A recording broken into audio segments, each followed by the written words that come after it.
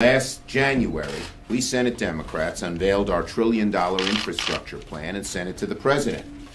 We said it was one of the areas we could certainly work with the President. When he called me a week after winning the election, that was the first thing we talked about. Unfortunately, it took a year for the administration to unveil a plan, and the plan they unveiled just doesn't come close to doing what America needs. It relies on $200 billion in federal funds, largely financed by cutting existing infrastructure programs, and on local governments and the private sector to make up the vast bulk of infrastructure building we so desperately need here in America. Robbing Peter to pay Paul a pittance won't do nearly enough to rebuild our infrastructure.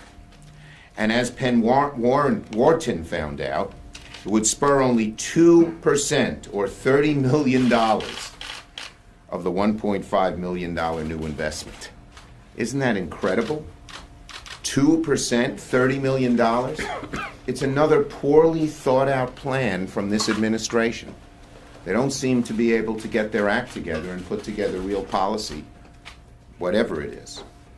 So the $30 million that Penn Wharton found is a far cry from the $3 trillion that the American Society of Civil Engineers says is needed to repair our nation's ailing and aging infrastructure. What it will do instead, what the administration plan will do, is lead to Trump tolls across the country as private developers stick commuters with the bill for the few projects that actually get built. So we Democrats have a better deal to offer the American people. Rather than cutting existing infrastructure projects to pay for a paltry program, we want to roll back the Republican tax giveaways to big corporations and the wealthy and invest that money instead in job-creating infrastructure.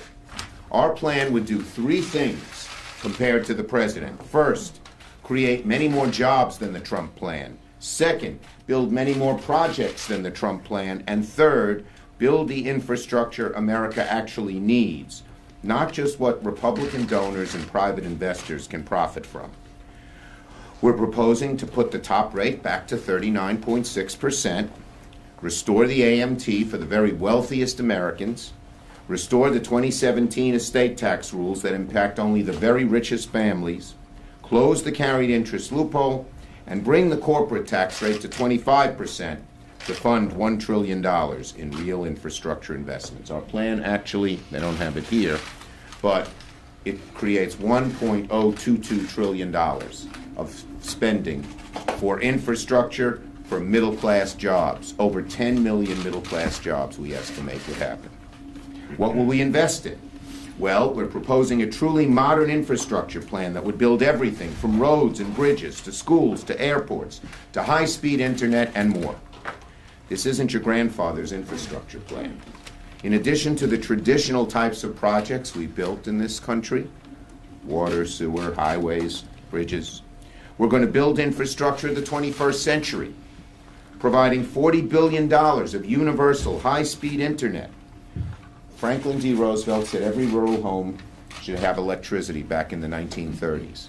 We say in the 21st century, every rural home and every inner city home should have high-speed internet. It's a necessity.